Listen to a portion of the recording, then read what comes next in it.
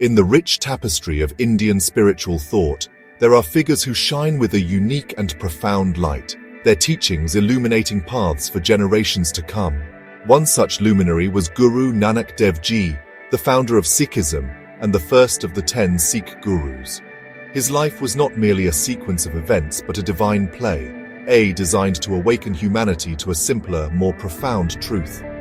He emerged at a time of great social and religious strife, when society was fragmented by caste, creed, and ritualism. His voice rose above the noise, offering a message of universal love, equality, and a direct connection with the one divine reality, which he called meaning one universal creator. His story is a journey from the ordinary to the extraordinary, a testament to how a single individual can challenge the status quo and inspire a new way of living and thinking. Guru Nanak Dev Ji was born in the year 1469, a time when the Indian subcontinent was a crucible of cultural and political change. His birthplace was a small village named Rai Bwai Ki Talwandi, which is now known as Nankana Sahib, located in modern-day Pakistan. He was born into a Hindu family, with his father, Mehta Kalu, being a local accountant, and his mother, Mata Tripta, being a woman of deep piety. From a very young age, Nanak displayed a contemplative and inquisitive nature that set him apart from other children. He was not interested in the worldly affairs of trade or farming. Instead, his mind was constantly drawn towards spiritual matters, questioning the rituals and social structures that he saw around him, seeking deeper meaning in the world. His importance lies in the revolutionary yet simple path he laid out for humanity.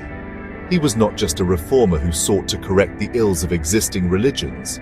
He was a visionary who introduced a new spiritual paradigm. He challenged the authority of religious clergies who claimed to be the sole intermediaries between God and people. Guru Nanak taught that every single person, regardless of their birth, gender, or social standing, could experience the divine directly through sincere devotion, honest living, and selfless service to others.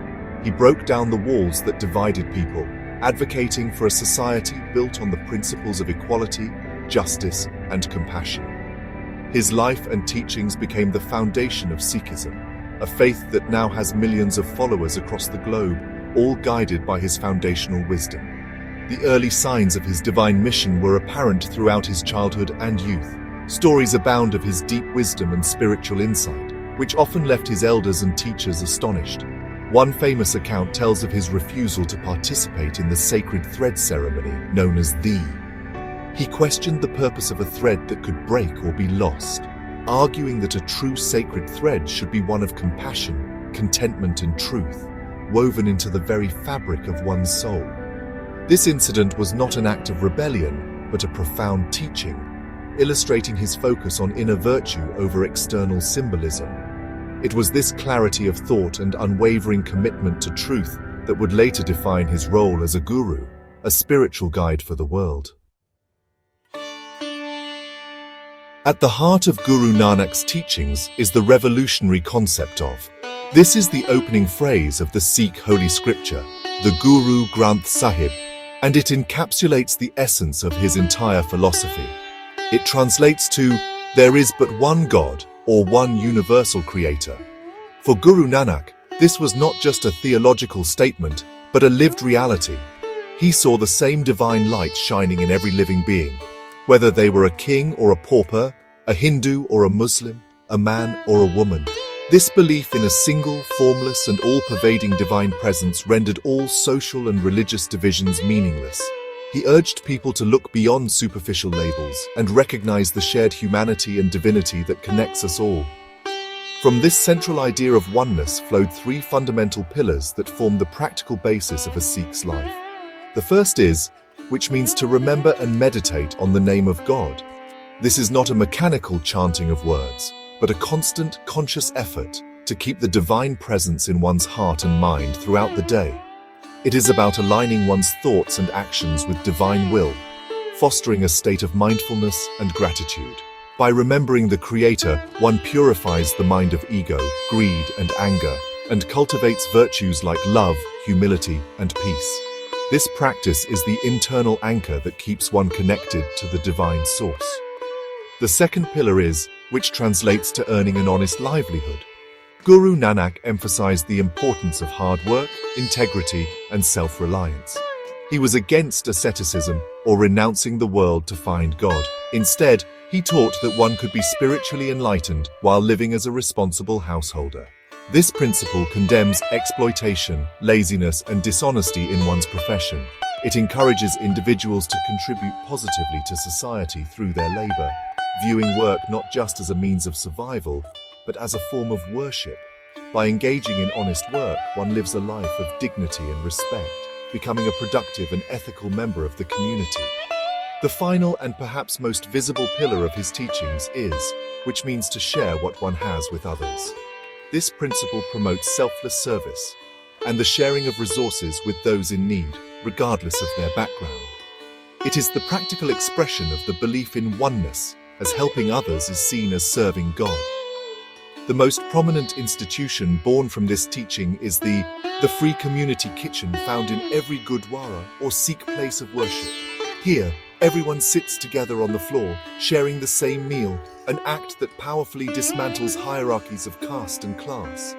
Is a constant reminder that we are all part of one large family and have a collective responsibility to care for one another. Guru Nanak was not a guru who remained in one place. He was a great traveler, a wanderer for God. He believed his message of truth was meant for all of humanity, not just for the people of his own region. To share this divine wisdom, he embarked on a series of long and arduous journeys known as These were not mere sightseeing tours, but purposeful spiritual missions that spanned over 2 decades. Accompanied by his loyal companion, a Muslim musician named Bhai Mardana, who played a stringed instrument, Guru Nanak traveled far and wide, covering thousands of kilometers on foot. His method was simple yet profound. He would sing divine hymns, and engage in dialogue with people from all walks of life, from holy men to common villagers. His first major journey took him eastwards, deep into the heart of Hindu pilgrimage sites.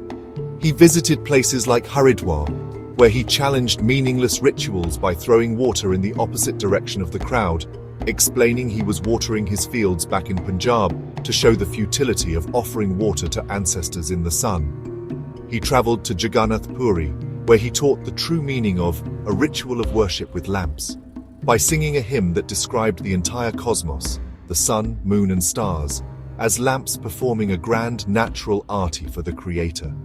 He also ventured into the Himalayas, engaging in deep spiritual discourses with yogis and siddhas in their mountain retreats, sharing his perspective on achieving union with God through love and service rather than through physical austerities.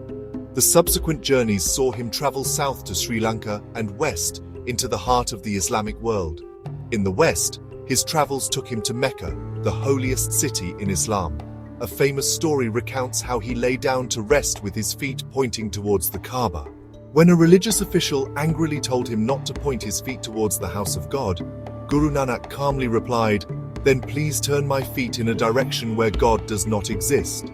This simple response carried a powerful message about the omnipresence of God, challenging the notion that the divine is confined to a specific place or direction. He also visited Baghdad in modern-day Iraq, where his teachings left a lasting impression, and a shrine still stands in his memory. His final major journey took him north into Tibet and possibly parts of China. Throughout all these travels, his approach was one of respectful dialogue, not forceful conversion. He listened patiently to the views of others, be they Sufi mystics, Buddhist monks, or Jain scholars, and shared his own insights with humility and love. He collected wisdom from various sources, but his core message always remained the same: recognize the one divine light within all, live honestly, and share with others. These were instrumental in spreading his teachings across diverse cultures and geographies, laying a truly global foundation for the path of Sikhism and demonstrating his universal vision for humanity. After his extensive travels, Guru Nanak settled down in the final years of his life. He established a new community on the banks of the river Ravi, which he named Kartarpur, meaning the abode of the Creator. Here, he laid down the practical framework for the Sikh way of life. He did not live as a recluse, but worked the fields alongside his followers, demonstrating the principle of the community lived together, prayed together, and ate together in the putting into practice the ideals of equality, and Kartarpur became the first major Sikh center, a model society built on the foundations of devotion, hard work, and selfless service. It was here that the daily prayers and spiritual discipline of the Sikh faith began to take a formal shape. Before his passing in 1539, Guru Nanak made a revolutionary decision that would ensure the continuity of his mission. Instead of appointing one of his sons as his successor, he tested his disciples and chose the one who was most humble, devoted, and worthy. He chose Bhai Lehna, a dedicated follower, and renamed him Guru Angad, meaning part of my own limb. By passing the spiritual light, to a successor, Guru Nanak established a lineage of gurus who would continue to guide the community. This act was a powerful statement against hereditary privilege and emphasized that spiritual authority is earned through merit and devotion, not by birthright. This tradition of the Guru's light passing from one to the next continued for 9 more Gurus, culminating in the eternal living Guru, the Guru Granth Sahib. The enduring legacy of Guru Nanak is profound and multifaceted. His teachings gave birth to Sikhism, a major world religion that stands for social justice, equality, and selfless service. The institutions he created, such as Thee, continue to be powerful symbols of community and compassion, serving millions of people daily around the world without any discrimination. His hymns and teachings, compiled in the Guru Granth Sahib, are not just scripture for Sikhs but a source of universal wisdom that speaks to the timeless human quest for truth and meaning. His life story serves as a beacon of courage, showing how one can challenge injustice and dogma with love and reason. Today, on June 9, 2025, more than 5 centuries after his birth, the teachings of Guru Nanak Dev Ji are more relevant than ever. In a world often torn apart by religious conflict, nationalism, and social inequality, his message of the oneness of humanity and the divine offers a powerful antidote. His emphasis on honest living, sharing with others, and seeing the divine in every person provides a practical roadmap for creating a more just, peaceful, and compassionate society. The flame of wisdom that Guru Nanak lit continues to burn brightly, illuminating a path of unity and love for all of humanity to follow, reminding us that the highest religion is to see God in all and to serve all.